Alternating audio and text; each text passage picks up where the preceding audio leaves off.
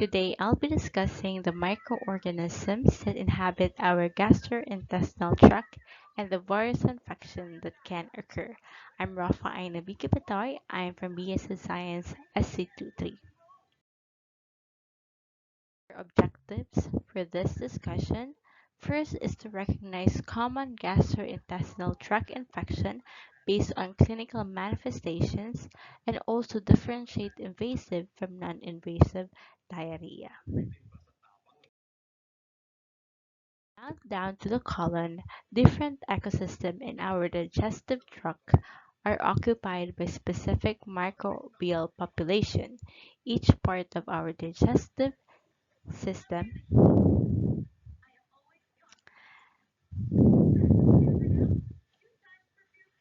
has its unique microbial community. The stomach, due to its high acidity, acts as a sterilization chamber, effectively limiting the entry of microorganisms to the small intestines. So infections of the and electrolytes or even severe ulceration leading to intestinal perforation and hemorrhage. So the clinical manifestation can vary widely depending on specific infections. Factors play crucial roles in the caution of infections diseases in the digestive system.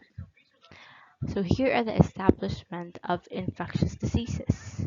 Firstly, an intact mucosal epithelium covering all parts of the digestive system is a critical barrier against infection. Early damage to this lining can lead to symptoms such as nausea and vomiting. When the mucosa is ulcerated, it allows normal flora to penetrate deep tissues and disseminate through the bloodstream to other organs. Alteration in the stomach's acid barrier due to its disease, surgery, or drug increase the survival of pathogens, leading to infection. So changes in the composition of the normal flora can also allow pathogenic organisms to grow. Additionally, certain bacteria, viruses, and parasites can cause disease even without predisposing factors due to their virulence factors such as toxin production. Infections in the gastrointestinal tract can produce also signs and symptoms through several mechanisms. First, we have pharmacologic action, the local inflammation, deep tissue invasion, and perforation. Pharmacologic action. Some bacteria produce toxins that alter normal intestinal function without causing lasting damage. For example, Vibrio cholerae or cholerae. It produces a toxin that causes voluminous water diarrhea, may inducing increased electrolyte secretion into the intestines. The local inflation, the microbial invasion of the alimentary tract can lead to inflammation. This invasion is usually limited to the epithelial layer but may spread to deeper tissues. For instance, periodontitis affects the gums in the mouth, while intestinal infections can cause inflammation leading to d- dysentery. For tissue invasion, some organisms can spread to adjacent tissues and enter the bloodstream.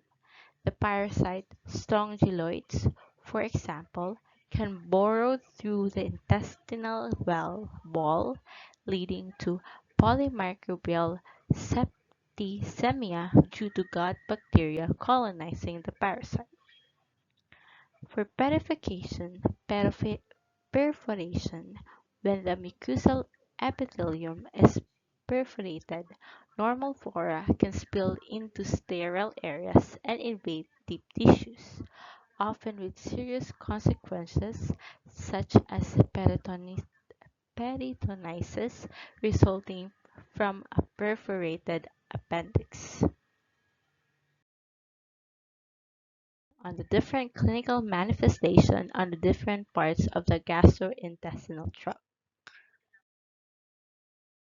Mouth infections in the mouth, dental caries or tooth decay occur due to the accumulation of masses of microorganisms and their products, forming dental plugs.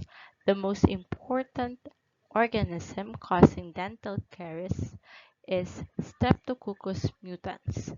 Prevention includes minimal ingestion of sucrose, regular brushing and flossing, dental visits to remove plaque, and the use of fluoride.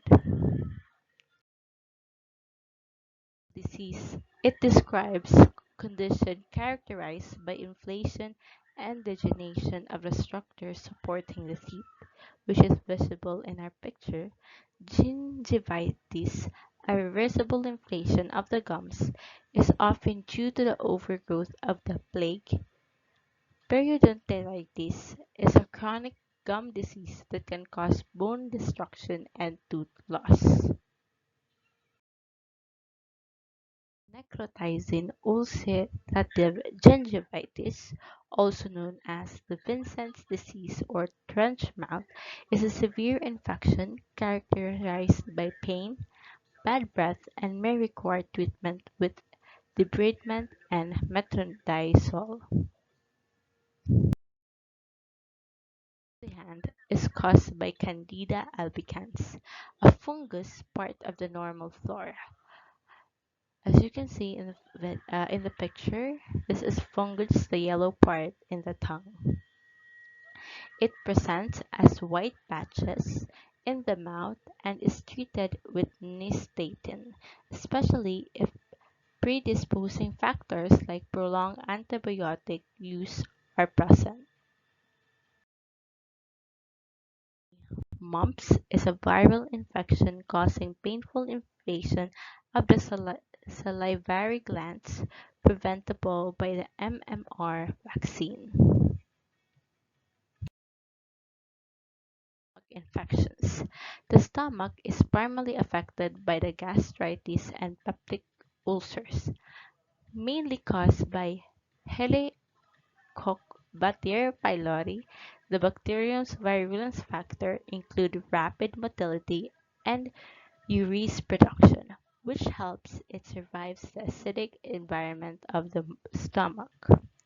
Gastritis and peptic ulcer manifest as recurrent upper abdominal pain and may lead to complications like bleeding. The infection can persist for years but is treated with a combination of proton pump inhibitor, clarithromycin, and amoxicillin. Hepatitis is the inflammation of the liver, caused by various organisms, primarily viruses such as the hepatitis virus, cytomegalovirus, Epstein-Barr virus, and others. Symptoms include fever, anorexia, nausea, vomiting, jaundice, dark urine, and pale feces. Most cases resolve spontaneously within 2 to 4 weeks, such as diarrhea. It is characterized by increased stool frequency and fluidity. Diarrhea. Management of diarrhea involves rehydration, using fluids or oral rehydration solutions, and in severe cases, intravenous fluids.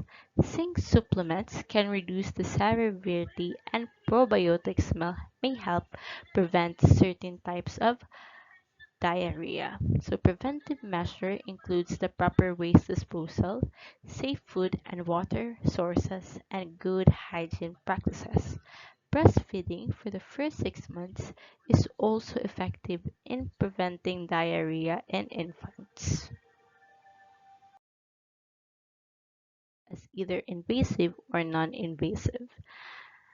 Non-invasive diarrhea. These are the results from toxin disrupting secretory processes. They are characterized by watery diarrhea without blood or leukocytes in the feces, while for invasive diarrhea, it involves direct damage to gastrointestinal tissues by bacteria, characterized by fever, dysentery with blood in stools, and presence of leukocytes in the feces.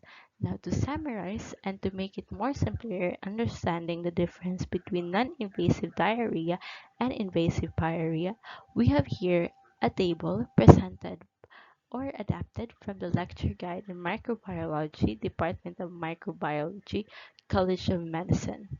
So, in terms of characteristic of stool, in non-invasive diarrhea, we have profuse or secretory, means it's severe and watery, while invasive diarrhea, it is dysenteric or blood mucus white vessels is present in the stool.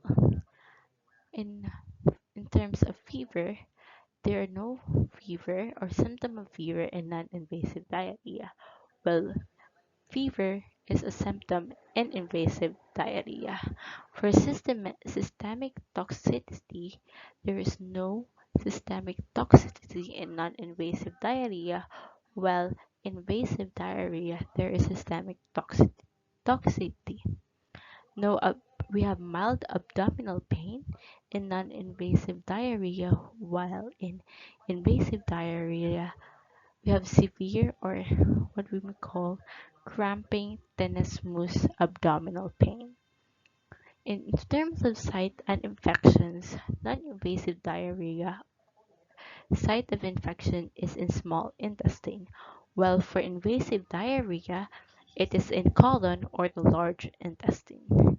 That would be all for part one about the gastrointestinal um, tract infections.